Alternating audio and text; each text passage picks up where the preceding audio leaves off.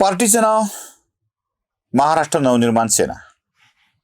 पार्टीचं स्टेटस राजकीय पक्ष. पक्षाचे अध्यक्ष राज ठाकरे. राजकारणातला राज त्यांच्याही नावात आहे. राज ठाकरे आणि मनसे काय करतात तर राजकारण. राजकारण कशासाठी? राज्यात सत्तेवर येण्यासाठी किंवा निवडणुका लढविण्यासाठी. या राजकीय नेत्याला, राजकीय पक्षाच्या प्रमुखाला जे कोणी भेटतात ते कशासाठी भेटतात? राजकीय चर्चा करण्यासाठी. म्हणजे मनपात युती करायची का, ह्याच्यामध्ये युती करायची का, त्याच्यामध्ये युती करायची का, आपण सोबत जायचं का, हे ठरवण्यासाठी. जो कोणी भेटतो तो सांगतो ही व्यक्तिगत भेट होती. म्हणजे राजकीय नेत्याला, राजकीय पक्षाच्या प्रमुखाला, राज नावाच्या व्यक्तीला लोक भेटतात ते अराजकीय कारणावरून. मी अराजक म्हणत नाही अराजकीय कारणावरून, गैरराजकीय कारणावरून. कसं वाटतंय तुम्हाला हे सगळं?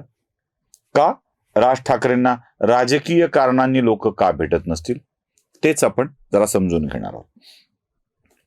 नमस्कार, मी सुशील कुलकर्णी. आपण पाहताय अॅनालायझर. महाराष्ट्राचे उपमुख्यमंत्री देवेंद्र फडणवीस यांनी राज ठाकरेंची त्यांच्या निवासस्थानी म्हणजे कृष्णकुंज या दादर येथील निवासस्थानी 2 तास असतील तेवढे असतील भेट घेतली. मनमोकळ्या मुक्त गप्पा झाल्या. राज ठाकरेंचा हेवा वाटतोय. अगदी 2 मिनिटं ही वेळ आम्हाला मिळत नाही महाराष्ट्राच्या उपमुख्यमंत्र्यांचा. सामान्य माणसाला तर 2 सेकंद मिळत नाहीत. राज ठाकरेंना 2 तास मिळालेत. राज ठाकरे, खरंच थोडीशी ईर्ष्या वाटते तुमच्याविषयी. पण हा व्हिडिओ काही ईर्ष्येमधून करत नाही आहे, डोंट वरी. म्हणजे ईर्ष्या वगैरे वाटते म्हणून नाही, मला आश्चर्य वाटतंय. आश्चर्य याचं वाटतंय की देवेंद्र फडणवीस राज ठाकरेंना भेटून गेले आणि मीडियासोबत बोलताना म्हणाले की ही संपूर्णतः अराजकीय भेट होती. राज ठाकरेंसोबत मला गप्पा मारायच्या होत्या. मला प्रश्न पडला, राज ठाकरे नागपूरचे आहेत का? म्हणजे मेले में खोया दोस्त मिल गया आणि आता बरंच काही बोलायचंय. दुसरा प्रश्न पडला की देवेंद्र फडणवीस कदाचित मुंबईत त्यांचं बालपण गेलेलं होतं का? तसंही नाही काही. म्हणजे राज ठाकरेंचं बालपण नागपूरला गेलं नाही, देवेंद्र फडणवीसांचं बालपण मुंबईत गेलेलं नाही. हे वेगळे, 2 शहरं वेगळी, एक राजधानी एक उपराजधानी. राजधानी होण्याचा प्रयत्न करते नागपूर. पण या दोघांच्या अशा गप्पाष्टकांचं कारण काय असावं एवढ्या मोठ्या? का असं वाटलं असेल त्यांना की आपण गप्पा मारल्या पाहिजेत? प्रश्न होता की एका राजकीय नेत्याला दुसरा राजकीय नेत्या अराजकीय गप्पा मारायला गेला होता. का असं होतं की एकनाथ शिंदे राज ठाकरेंना भेटतात आणि कोणत्याच राजकीय गप्पा मारत नाहीत, ते बिना राजकारणाच्याच गप्पा मारतात? का असं होतं की शरद पवार राज ठाकरेंना, राज ठाकरे शरद पवारांना भेटतात आणि ते राजकीय गप्पा कमी मारतात? राज ठाकरे कुणाला भेटायला जातात तेव्हा ते निमंत्रण द्यायला जातात गृहप्रवेशाचं. कधी गृहप्रवेश म्हणून, कधी तब्येतीची चौकशी म्हणून, कधी कुठलं ऑपरेशन झालंय म्हणून राज ठाकरेंना भेटायला माणसं जातात. मग देवेंद्र फडणवीस राजकीय गप्पा मारायच्या सोडून बिना राजकारणाच्या गप्पा मारायला का गेले असतील? मला प्रश्न पडला आणि उत्तर शोधण्याचा प्रयत्न केल्यावर काही दिवसापूर्वी राज ठाकरेंची लोकमत या वृत्तपत्र समूहाकरता अमृता फडणवीसांनी घेतलेली मुलाखत आठवली मुलाखत. त्यात अमृता फडणवीस राज ठाकरेंना काहीतरी तक्रार करत होत्या.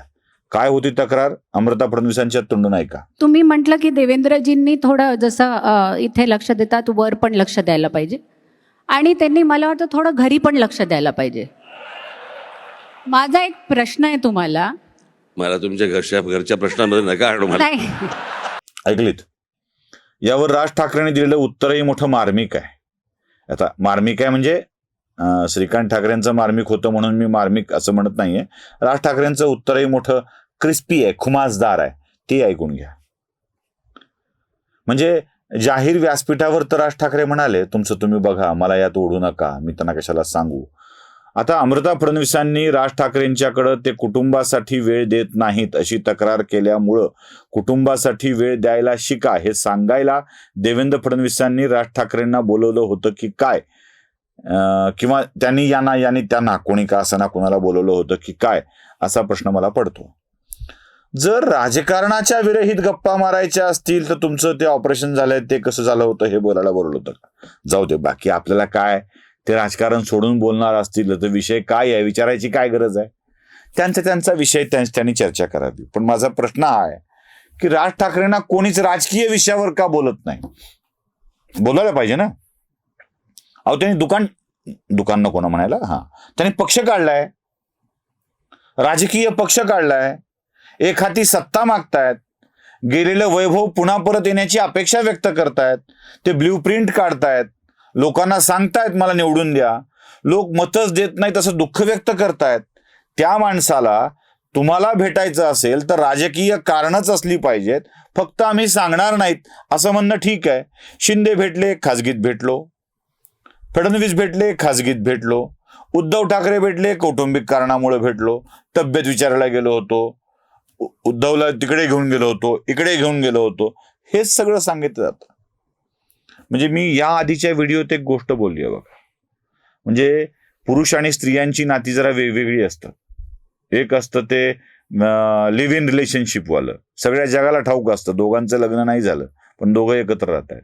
एक असतं लफडं, म्हणजे कीप ज्याला म्हणतो, म्हणजे माहित असतं की यानं तिला ठेवली आहे आणि ती याच्याकरता राहते, तो जात असतो. राजरोस प्रकरण सगळी चालत असतात. म्हणजे लिव्ह इन काय, कीप काय, अशी अनेक असतात. पण एक लफडं असं असतं की जे जगालाही माहीत नसतं, लोकही गेल्याचं दाखवत नाहीत, सांगत नाहीत. नाही आपलं या बिल्डिंगमध्ये आलो होतो, सहज इकडून जात होतो, चक्कर मारत होतो, 2 मिनिटं थांबलो, असं सांगून तिथे गेल्याचं लोक टाळतात. हा ओळखीचा आहे, तो ओळखीचा आहे. राज ठाकरेंच्याकडे लोक जाताना बिनधास्त का जात नाहीत? अरे छाती ठोकून का सांगत नाहीत, असं करून का सांगत नाही? होय, राज ठाकरेंना गेलो होतो, राज ठाकरेंना भेटायला गेलो होतो, राजकीय विषयावर चर्चा करायला गेलो होतो, कोणीच सांगत नाही. असं का होत असेल?